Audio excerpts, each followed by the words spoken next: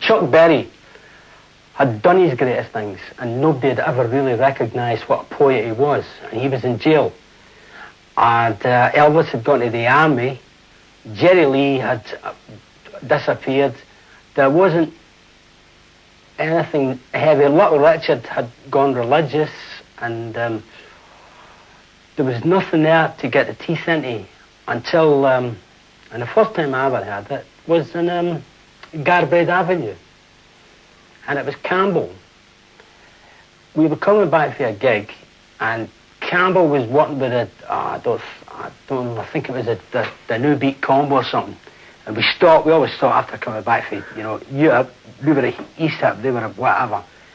And he says, listen, have you heard this? I said, no. He says, look. He says, goes like this, goes like this, goes like this.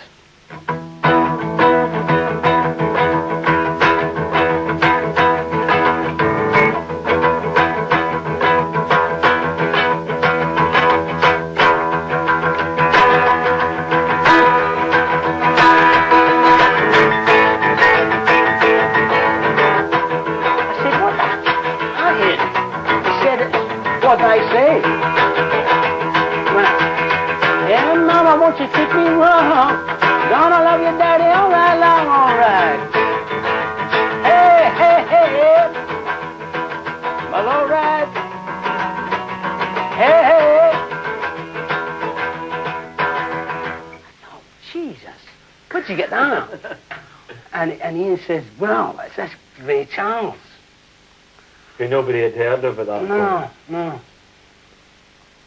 So he became. Oh, it was a rallying point. It was right. Like a rallying point. So it was showing that the thing that you had believed in still had some kind of muscle in it. Yeah, well, a lot of muscle. Yeah. Was that enough to see it through to what happened in the early 60s? Well, what happened then was, all the bands that believed that went to Germany.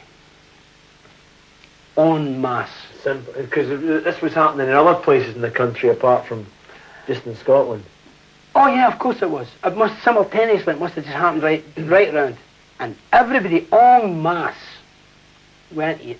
Why Germany? Well, now here you got an amazing thing. Now you could get psychoanalysts, psychologists, geographists, try and figure out what happened to you.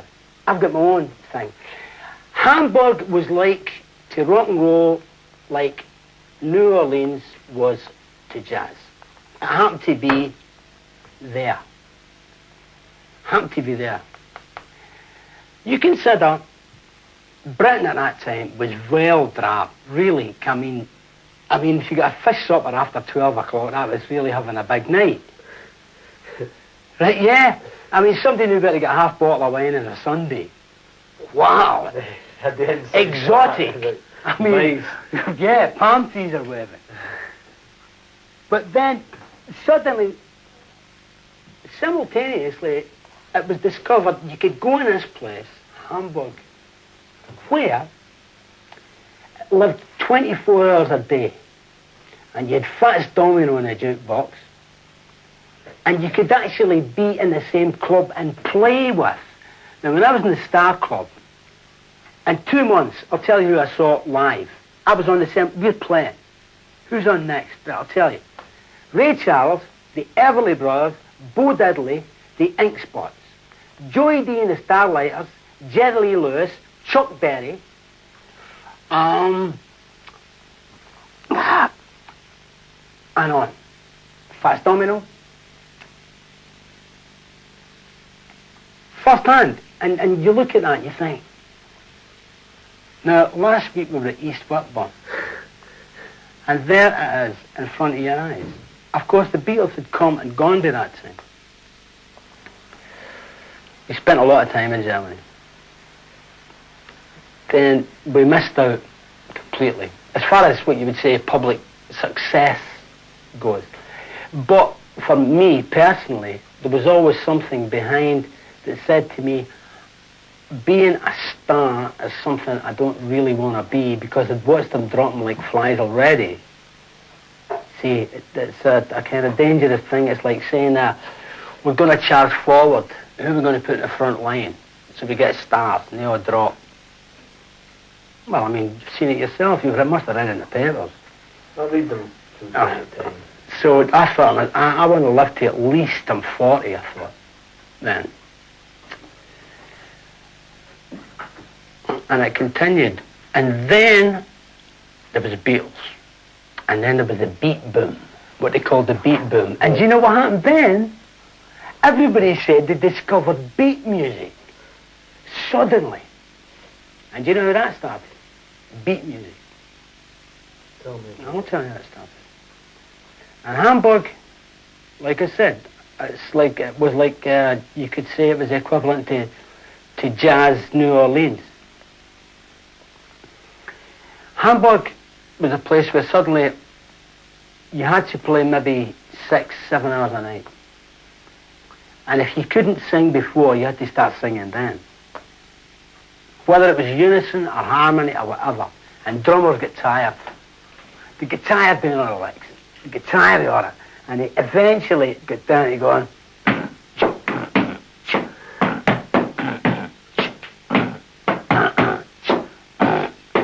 3 in the morning.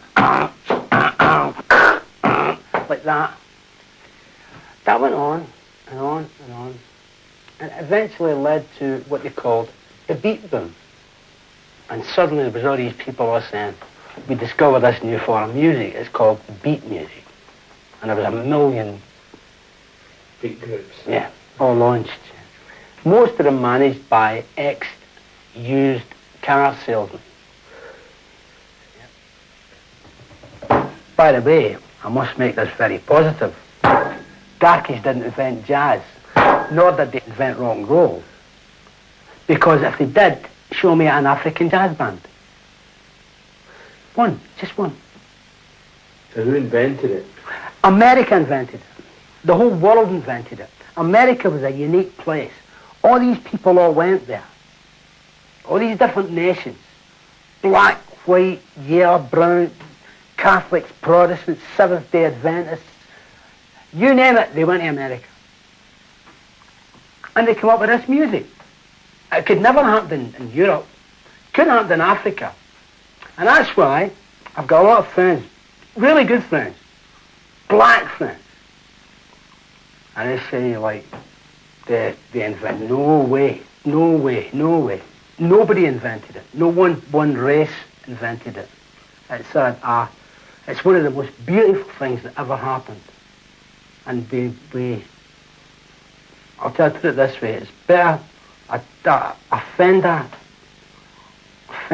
Telecaster is a much better invention than an AK-47. You know what an AK-47 is? I know what an AK-47 is. A Fender Telecaster is a much better invention. And not only that, a Fender Telecaster has got much more penetration. It's a better killer. It's got better communication. You see, the trouble with an AK-47 is they're all dead. If you've got a Fender Telecaster, or like if you've got a Stratocaster, and you play Peggy Sue like Buddy Holly did, ding, ding, ding, ding, ding, ding. Now, how many people are you going to get with that? You're going to get, and they're going to live, and that's going to live forever. I suppose that's what I like about rock and roll.